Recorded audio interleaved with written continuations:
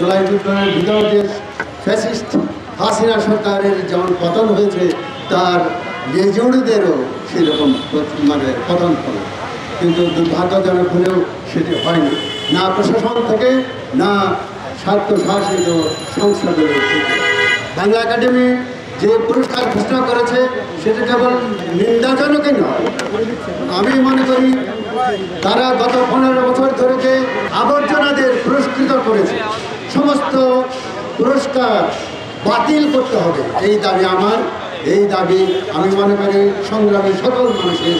ওই পুরস্কারগুলো বাতিল করলে এবং এই পুরস্কারটা বাতিল করে নতুন কমিটি নির্মাণ করে নতুন কমিটির মাধ্যমে আবার নতুন করে ঘোষণা করতে হবে।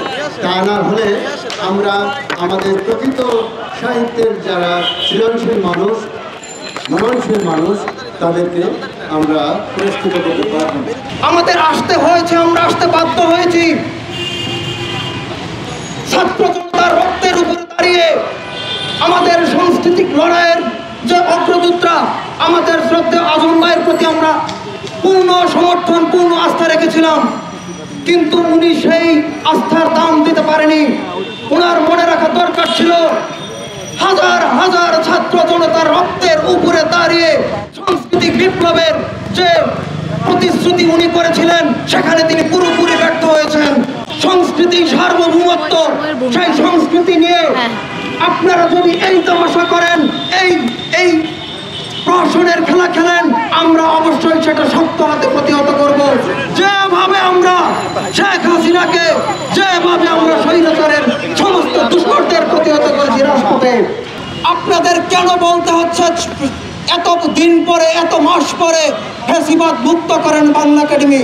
আমরা তো সেই প্রথম থেকে দ্বিতীয় দিন, তৃতীয় দিন দেখেছিলাম ফ্যাসিবাদের সমস্ত দোষরদের প্রত্যেকটা রুম সিলগালা তালাবদ্ধ করে তারা পালিয়েছে। আপনি তাদের ডেকে ডেকে নিয়ে এসেছেন আজম ভাই, আপনি তাদের ডেকে ডেকে এনে পুনর্বাসন করেছেন এবং কলঙ্কিত পুরস্কারের মাধ্যমে বাংলা একাডেমিকে কলঙ্কিত করেছেন আপনি। সেই দায় আপনাকে নিতে হবে, সেই দায় সংস্কৃতি মন্ত্রণালয়কে নিতে হবে, সেই দায় এই সরকারকে নিতে হবে। কথিত স্বৈরাচারী লীগ এবং তাদের দোসররা আমাদের শহীদ আবু সাইদ, শহীদ মুগ্ধ, তার এবং আবরার ফাহাদের রক্তের সঙ্গে বেইমানি করে আমাদের বিপ্লবকে পরাজিত করার ষড়যন্ত্রে মেতে উঠেছে। এই যে বাংলা একাডেমি সাহিত্য পুরস্কার ঘোষণা করা হয়েছে, এই পুরস্কারের মধ্যে গণহত্যায় যারা উস্কানি দিয়েছেন এরকম কয়েকজন কবি, শিশু সাহিত্যিক, লেখকেরকে পুরস্কৃত করা হয়েছে এবং একজন ডিজিকে, শিল্পকলা একাডেমির ডিজি, যার বিরুদ্ধে রাজপথে ছাত্র জনতা আন্দোলন করেছে, যার পদত্যাগের বিতর্কিত ডিজি, তাকে অন্যায্যভাবে পুরস্কার দেওয়া হয়েছে এবং একটি বিশেষ পত্রিকার সম্পাদক, তাকে তার ভাইকে পুরস্কার দেওয়া হয়েছে। আরও দুঃখজনক ব্যাপার হলো একজন বিতর্কিত প্রবাসী কবি, যার সাহিত্য মানের থেকে অনেক উল্লেখযোগ্য কবি যারা পুরস্কার পেতে পারতেন, তাদেরকে অবহেলা করা হয়েছে। সরাসরি গণহত্যায় উস্কানিদাতা লেখকদেরকে কেন এই পুরস্কারের মধ্যে আনা হয়েছিল এবং এর পেছনে কারা যুক্ত ছিল? প্রথম আলোর একটি গোষ্ঠী, ছুরি চিকিৎসা নামক একজন কবি সাজ্জাদ শরীফ এবং ভারতীয় মদতপুষ্ট একটি গোষ্ঠী, বাংলা একাডেমির ফ্যাসিস্ট কিছু কর্মকর্তা এর সঙ্গে জড়িত। আমরা এই প্রতিবাদে আজকে রাজপথে দাঁড়িয়েছি। লেখকদের কি অপমান করার রাইট আমাদের আছে? নেই। ফারুক নওয়াজকে অপমান করার রাইট আমাদের নেই। কাউকে 10 জন লেখককে কাউকে অপমান করার রাইট নেই।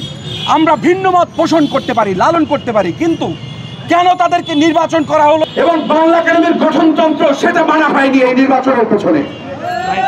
এবং সেখানে আপনারা শুনলে অবাক হয়ে যাবেন, 8 জন অধ্যাপককে রাখা হয়েছে ঢাকা বিশ্ববিদ্যালয়ের, জগন্নাথ, জাহাঙ্গীরনগর এবং আরো একটি ইউনিভার্সিটিতে।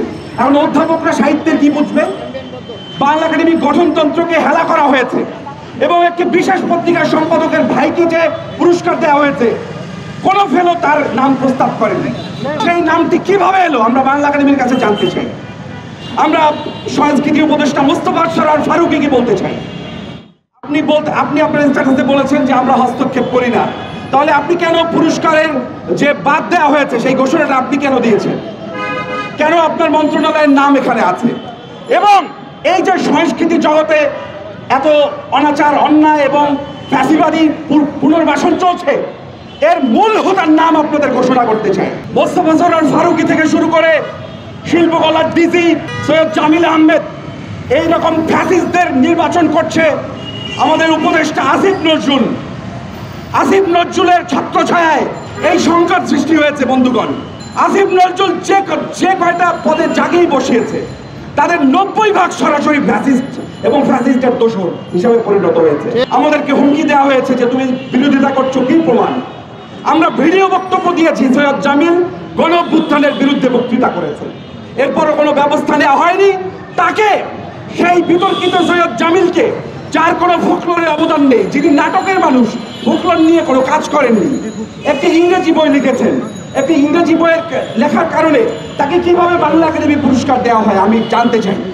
এবং শিশু সাহিত্য এবং মুক্তিযুদ্ধ, এই দুটো শাখায় সরাসরি ফ্যাসিবাদী আওয়ামী প্রেতাত্মাদের পুরস্কার দেওয়া হয়েছে, যারা এই জুলাই গণ অভ্যুত্থানে শিশু হত্যায় উল্লাস করেছেন, গণহত্যায় উল্লাস করেছেন যারা। আরেকজন যিনি শেখ মুজিবকে নিয়ে বই লিখেছেন, রাসেলকে নিয়ে লিখেছেন, এটা লেখা অন্যায় না, কিন্তু তিনি সরাসরি গণহত্যার দোষর হিসেবে পরিণত হয়েছেন, যাকে পুরস্কার দেওয়া হয়েছে। তারপরও শুভবোধের উদয়ের জন্য আপনাদেরকে ধন্যবাদ জানাই। মোস্তফা সরোয়ার ফারুকী, আপনারা এই পুরস্কার স্থগিত করেছেন। প্রিয় ডিসি মোহাম্মদ আজম স্যার, তার চারপাশে এক একটা বিষধর সাপ আওয়ামী ফ্যাসিস্ট নিয়ে বাংলা একাডেমিতে বসে আছেন। বাংলা একাডেমির আমূল সংস্কার চাই আমরা বন্ধুরা। বিলম্বে জুলাই গণ অভ্যুত্থানের চেতনাকে ধারণ এবং লালন করবে বাংলা একাডেমি, ফাঁসিবাদের দোষরদের অপসারণ করবে। আমরা কাকে ভয় পাবো? আমরা শেখ হাসিনাকে পরোয়া করিনি, তার যে প্রভু নরেন্দ্র মোদী তাকে পরোয়া করিনি। সুতরাং ডিসিএ ভাইরা, আপনারা আমাদেরকে ভয় দেখাবেন না, এনএসআই আমাদেরকে ভয় দেখাবেন না, পুলিশ বাহিনী আমাদেরকে ভয় দেখালে আমাদেরকে ভুল করবেন। আমরা ফ্যাসিবাদের কালো হাত ভেঙে দিতে আমরা জীবনের শেষ রক্তবিন্দু দিয়ে লড়াই করব। জুলাই গণ অভ্যুত্থানের চেতনাকে ধারণ এবং লালন করতে হবে। ডিজি মোহাম্মদ আজম ভাই, তিনি যদি এখানে থাকতেই চান, আমরা বলবো আপনি জুলাই গণ অভ্যুত্থানের সঙ্গে প্রতারণা করবেন না, অবিলম্বে আপনি ফ্যাসিবাদীদেরকে অপসারণ করুন। এবং আপনার এই যে বিতর্কিত পুরস্কার কারা এখানে নির্বাচন দিয়েছে, জুরি বোর্ডের নাম প্রকাশ করতে হবে আপনাকে, এবং আজকে এই নাম প্রকাশ করতে হবে। এবং এই নাম প্রকাশ না করা পর্যন্ত, ফ্যাসিবাদের দোষরদের অপসারণ না করা পর্যন্ত আমরা এখানে অবস্থান ধর্মঘট করবো ইনশাআল্লাহ।